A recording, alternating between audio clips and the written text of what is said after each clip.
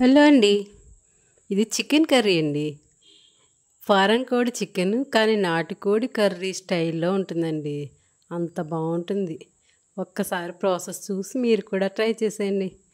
దీనికోసం నేను చికెన్ తీసుకుని చికెన్ శుభ్రంగా పసుపు ఉప్పు వేసి శుభ్రంగా కడిగేసాను.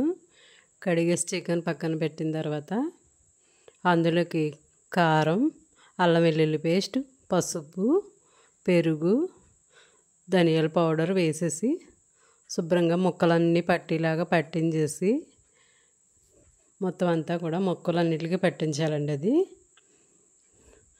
సరిపడా సాల్ట్ కూడా వేసేయాలి.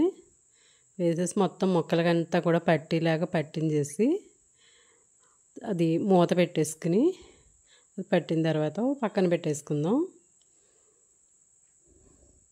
మొత్తం అంతా అలా పట్టించేసి దాన్ని మూత పెట్టేసి పక్కన పెట్టేసుకుందాం. ఇప్పుడు ఒక కొబ్బరికాయ శుభ్రంగా ముక్కల కింద కట్ చేసేసి మిక్సీలో వేసేసి కొంచెం వాటర్ వేసేసి మెత్తగా పేస్ట్ లాగా ఆడేసాయి. దాన్ని శుభ్రంగా వడకట్టేస్తున్నానండి. పాలు, కొబ్బరి పాలు కావాలి మెయిన్ మనకి కర్రీకి. అసలైన టేస్ట్ కొబ్బరి పాలే అనమాట. ఈలోపు స్టవ్ వెలిగించి స్టవ్ పైన కుక్కర్ పెట్టి ఆయిల్ వేసేసాను. అందులో ఉల్లిపాయ ముక్కలు వేసాను. ఆ ఉల్లిపాయ ముక్కలు కూడా ఫస్ట్ బాగా మగ్గాలండి. ఉల్లిపాయ ముక్కలు బాగా మగ్గిన తర్వాత ఆ మగ్గుతూ ఉండగానే మనం అల్లం వెల్లుల్లి పేస్ట్ కూడా అందులో వేసేస్తే అప్పుడు పచ్చివాసన పోయి చాలా టేస్ట్ బాగుంటుంది. అప్పుడే వేసేయాలండి, ఫస్టే వేసేయాలి అల్లం వెల్లుల్లి పేస్ట్. అప్పుడు అది మగ్గిపోయిన తర్వాత మనం రెడీ చేసుకున్న చికెన్ పీసెస్ అందులో వేసేసుకుందాం. చికెన్ పీసెస్ కొంచెం సేపు అలా మగ్గాలన్నమాట. ఒక 10 మినిట్స్ వరకు మగ్గిన తర్వాత ఒకసారి మూత తీసి మొత్తం అంతా మళ్ళీ కలిసేలాగా కలిపేసుకుందాం. ఈ మగ్గటంలోనే చికెన్ సగం ఉడికిపోతుందండి. చికెన్ బాగా మగ్గాలి. ఎంత బాగా మగ్గితే కర్రీ అంత టేస్ట్గా ఉంటుందన్నమాట. మళ్ళీ మూత పెట్టేసుకుని మళ్ళీ ఇంకో 10 మినిట్స్ అలాగే ఉంచేసుకుందాం. మళ్ళీ ఇంకొకసారి మూత తీసి మళ్ళీ కదిపేసుకుని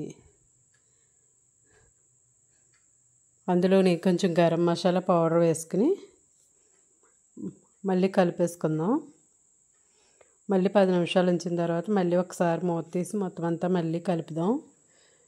కింద అడుగంటకుండా పైనుంచి కింద వరకు మొత్తం అంతా కలిసిలా కలిపేసిన తర్వాత మనం ముందు కారం వేసాం. ఇప్పుడు మళ్ళీ కొంచెం కారం వేసి మళ్ళీ గరం మసాలా పౌడర్, ముందు ధనియాల పౌడర్ వేసాం, ఇప్పుడు గరం మసాలా పౌడర్ వేసి మనం రెడీ చేసుకున్న పాలు వేసేసి కొబ్బరి పాలు మొత్తం అంతా కలిసేలాగా ఒకసారి శుభ్రంగా కలిపేసి కుక్కర్ మూత పెట్టేసుకుని ఒక 8 విజిల్స్ వరకు వచ్చేలాగా ఉడకనిచ్చేసి ఆఫ్ అయిపోయిన తర్వాత అది మూత తీసేసి అందులో ఉప్పు చూసుకోవాలండి. అప్పుడు ఉప్పు కారం అన్నీ సరిపోయినాయో లేదో. నాకు ఉప్పు కారం కూడా కొంచెం పడతాయని 2 కూడా వేసాను.